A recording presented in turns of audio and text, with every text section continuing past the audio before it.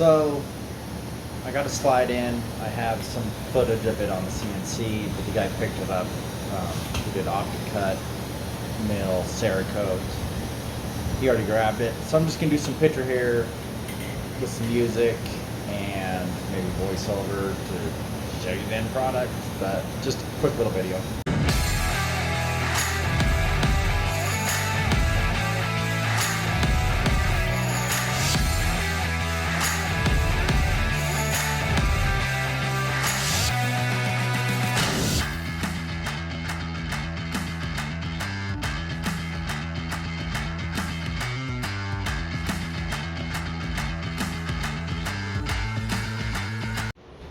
So here's the right side and the left side cut, and then after this we did the Optic, and then sandblasted it.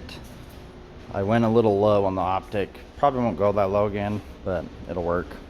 Then we got a Benelli sand color, sorry crappy picture, red dot fits good, and then final product, and the customer is super happy.